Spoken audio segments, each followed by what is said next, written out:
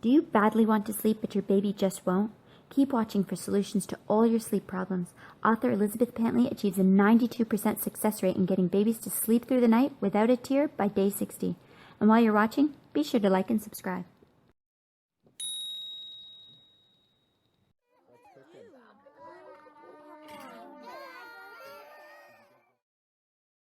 The No Cry Sleep Solution: Gentle Ways to Help Your Baby Sleep Through the Night by Elizabeth Pantley. If you haven't already, be sure to watch my video on Why Your Baby Won't Sleep at Night, link in description, which goes over basic sleep facts. It's crucial to go over the facts in order to better understand the following solutions. In this video, we'll be going over Pantley's sleep solutions. This section is split into two parts: newborns and babies over 4 months.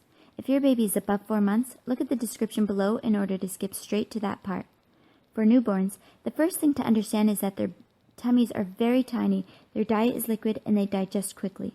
Newborns need to be fed every 2 to 4 hours, sometimes more, but following the solutions here will encourage your baby to sleep longer, sooner. Solution number 1.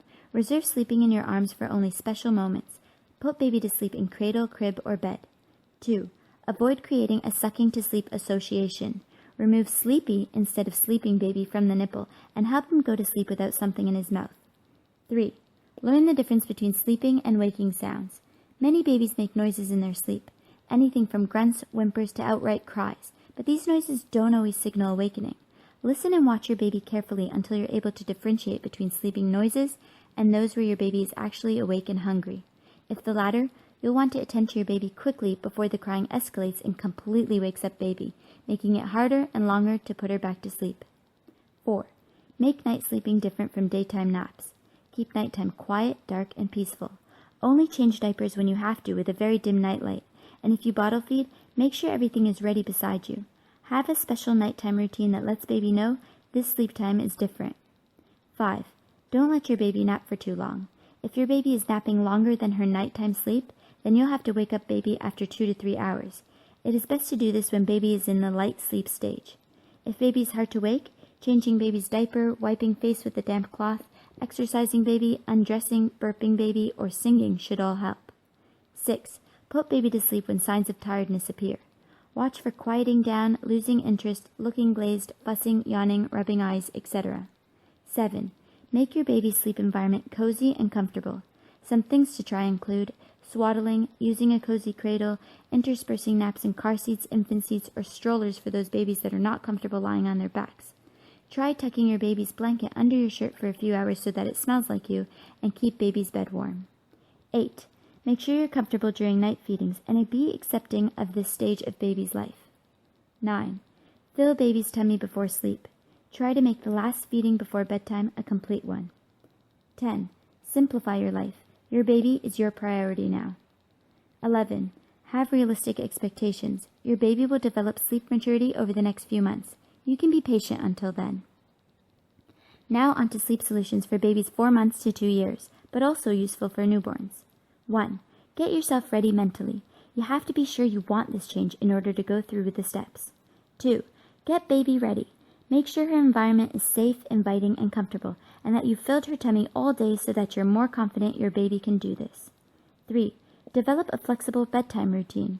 This can involve taking a bath, putting on PJs, reading a story, giving a massage, lights out, singing a lullaby, etc.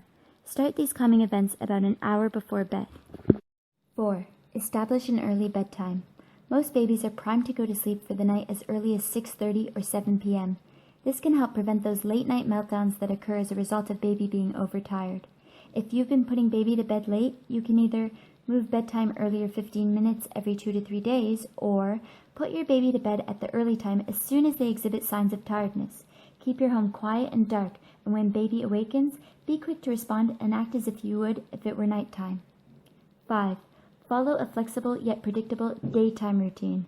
Roughly plan out awake times, naps, meal times, bedtime, and anything else that helps you organize your day. 6. Make sure your baby takes regular naps.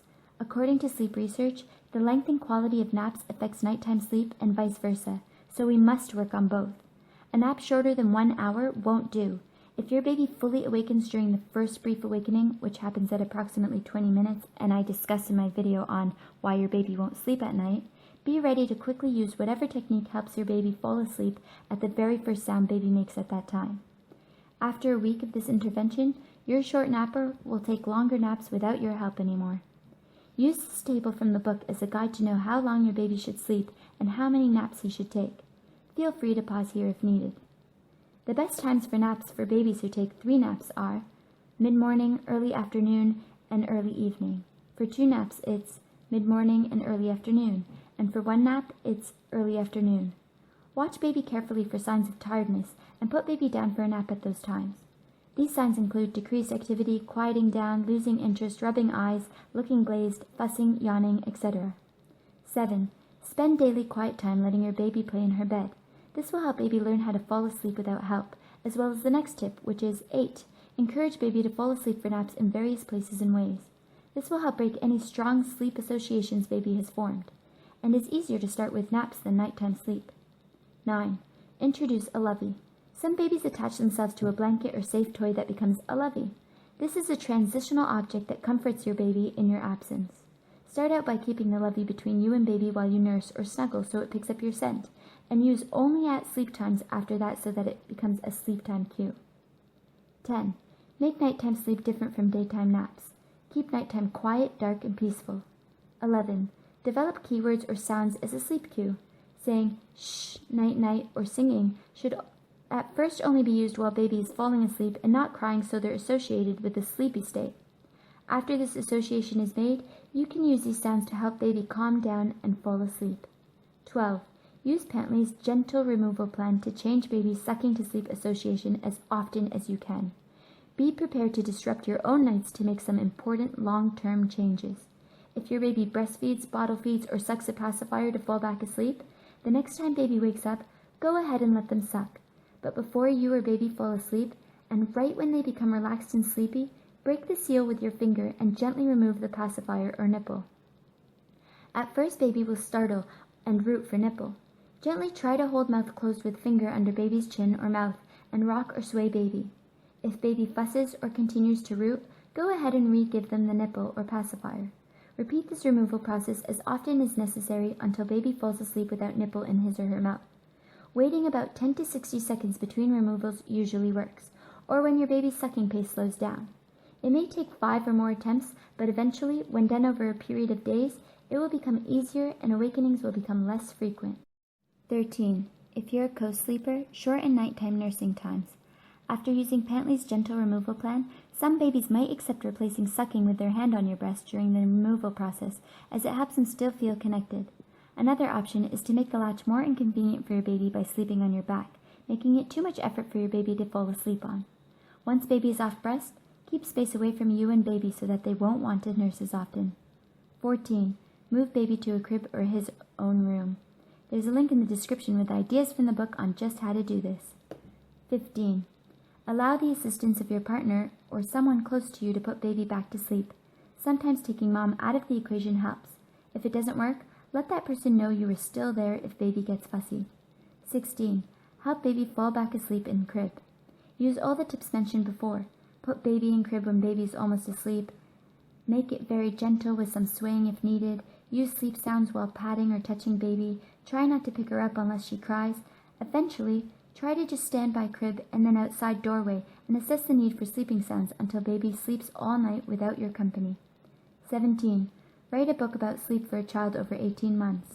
The more personal with pictures of your nighttime routine, the more effective. 18. Make a bedtime poster outlining your routine for babies older than 20 months. 19.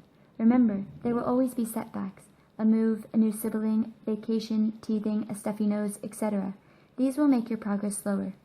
You will have sleep success if you are persistent, consistent, and patient. Relax, make a plan, follow it. Do a log every 10 days, analyze your success, make revisions, and soon you and your baby will be sleeping. Let me know in the comment section how long your baby sleeps now, and are you for or against letting your baby cry it out? Also, don't forget to share this video with every sleepless parent and press the bell beside the subscribe button to be notified whenever a new beneficial video comes out.